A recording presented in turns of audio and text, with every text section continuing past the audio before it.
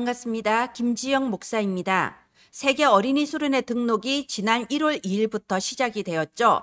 역시 예상한 대로 불과 몇 시간 만에 다 마감이 되어버렸습니다. 저희가 장소의 한계로 말미암아 더 많은 인원을 받지 못한 부분 굉장히 안타깝게 생각을 하고 있습니다. 그리고 지금부터가 시작입니다.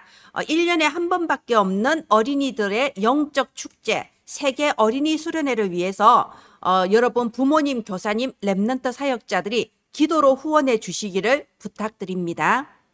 네, 오늘은 2024년도 학원 복음화의 첫 번째 문을 여는 시간입니다. 이 학원 복음화 메시지를 우리가 전달해야 될 이유가 뭔가요? 첫째는 지금 나오고 있는 하나님의 언약의 흐름입니다.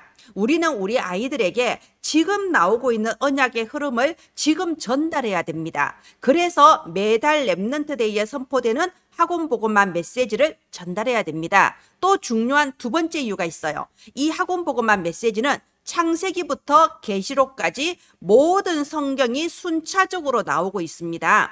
66권의 성경을 언약적으로 어린이들에게 전달할 수 있는 최고의 교재예요. 그래서 여러분 이 학원 복음화를 우리 아이들에게 주일 공과 시간에 그리고 다락방 시간에 그대로 전달해 주시기를 권면드립니다. 네, 오늘은 1월 학원 복음화의 1과를 함께 보도록 하겠습니다. 1과는 사람은 어떤 존재인가? 정말 근원적인 내용이죠. 먼저 기도하겠습니다. 하나님 은혜를 감사합니다. 이 시간에 시공간을 초월한 보좌의 능력으로 역사하사 전 세계 곳곳에 하나님의 망대가 서는 시간이 되게 하옵소서. 살아계신 주 예수님 이름으로 기도합니다. 아멘.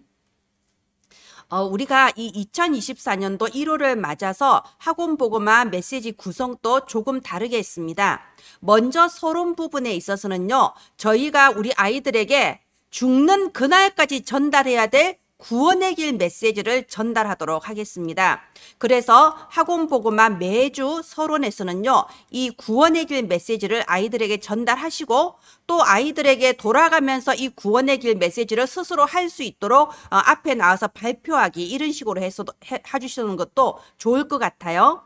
여러분에게 도움이 되고자 이 구원의 길을 PPT를 통해서 전달할 수 있는 이것을 우리 학원 복음화 서론에 올려놓도록 하겠습니다. 여러분 매주 목요일에 어린이 선교국 홈페이지에 업로드되고 있는 이 학원 복음화 PPT 다운 받으셔서 여러분의 교회에 활용해 주시기를 바랍니다. 네, 서론은 구원의 길 함께하기.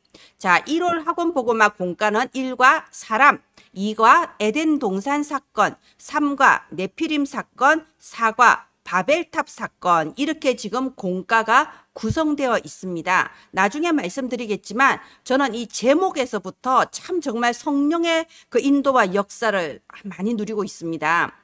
네, 오늘 1과 사람 보도록 하겠습니다. 1과 사람, 창세기 1장 27절이 본문 말씀이고요. 키워드 말씀드리겠습니다.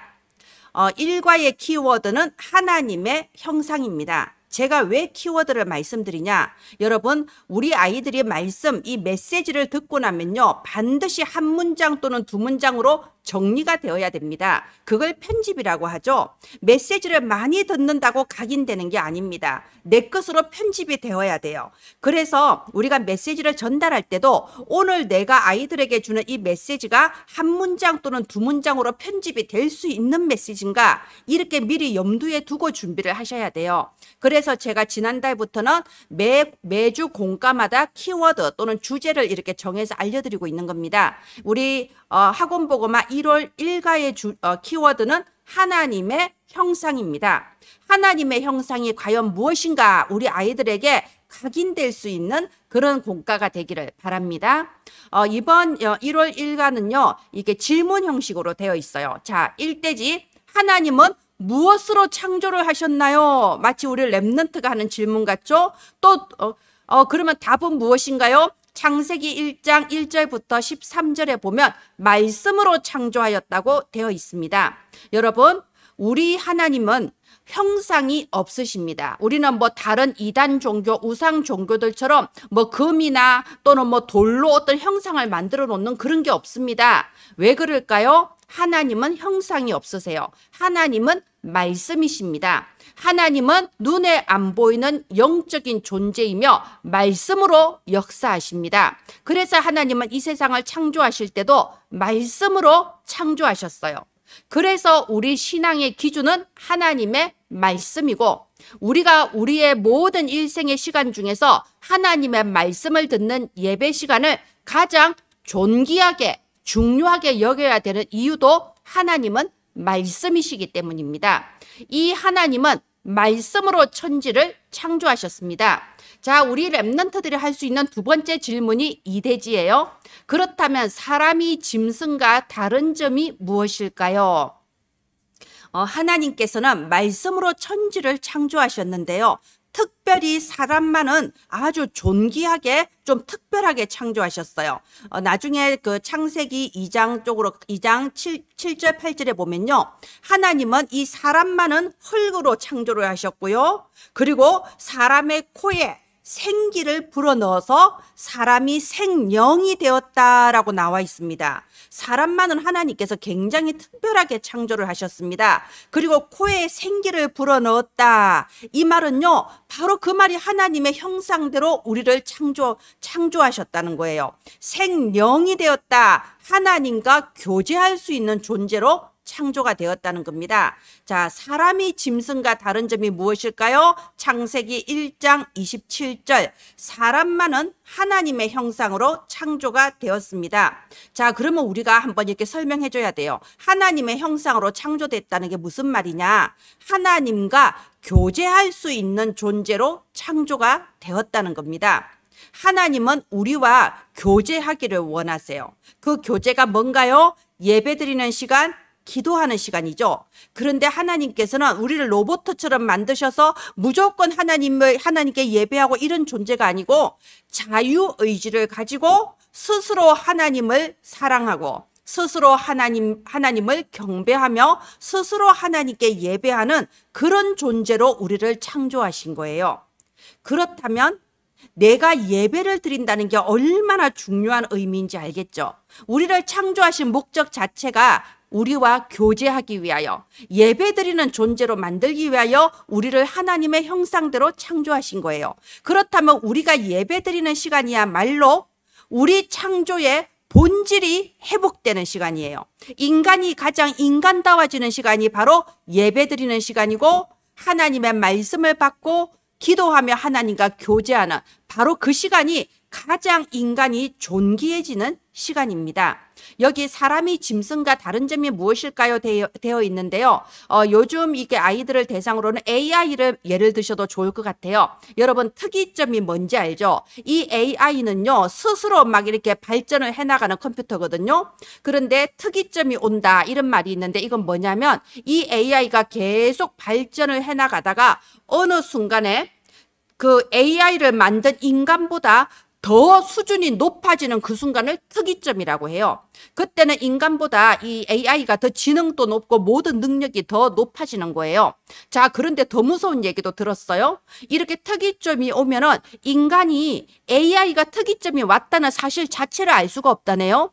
왜냐하면 지능이 더 높은 사람의 하는 말을 지능이 낮은 사람이 알아듣지 못하는 것처럼 우리가 AI가 우리보다 더 수준이 높아졌다는 걸 알 수가 없다고 합니다. 저는 그 말 듣고 굉장히 무서웠어요.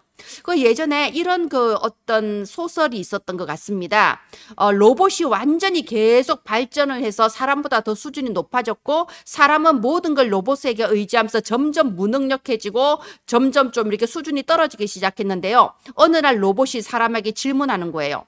로봇이 사람보다 훨씬 더 지능이 높고, 로봇이 사람보다 힘도 더 세고, 로봇이 사람보다 더 합리적이고 현명한 판단을 할 수 있는데 왜 우리 로봇이 인간을 섬겨야 하는가?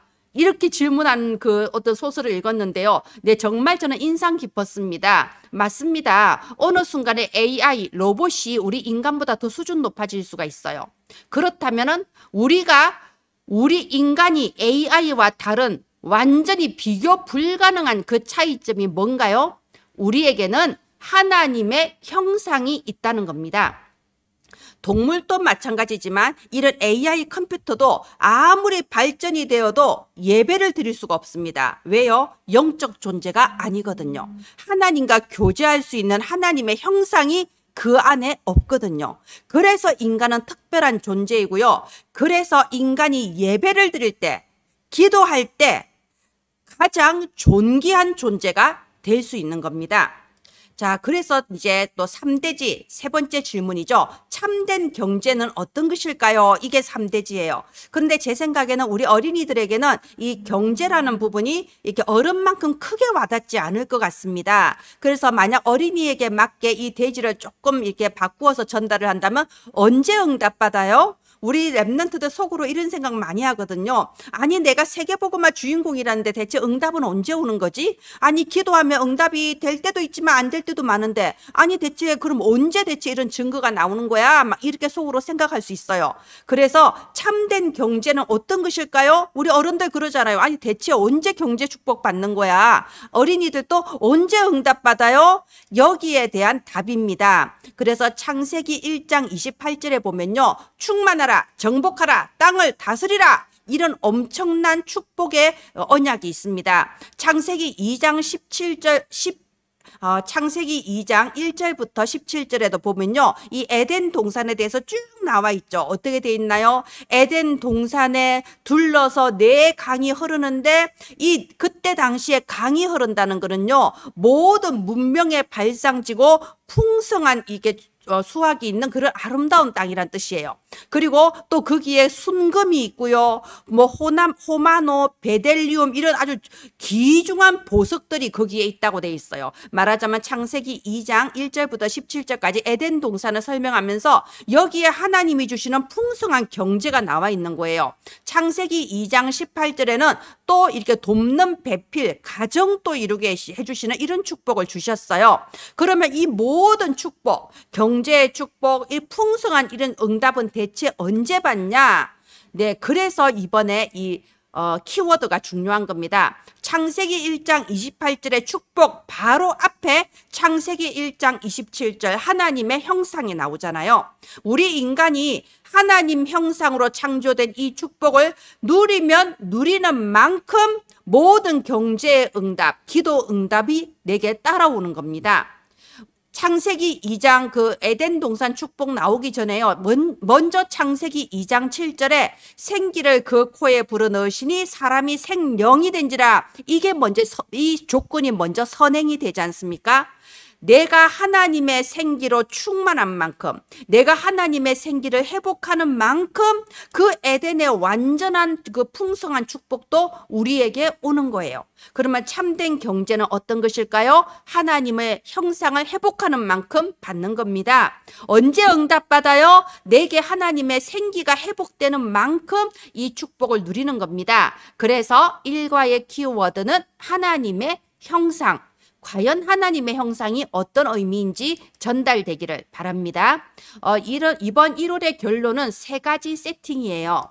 그래서 첫 번째, 묵상의 영적 시스템이 세팅되어야 합니다. 제가 지금 그림에 이렇게 두 어린이를 대비해서 나왔는데요.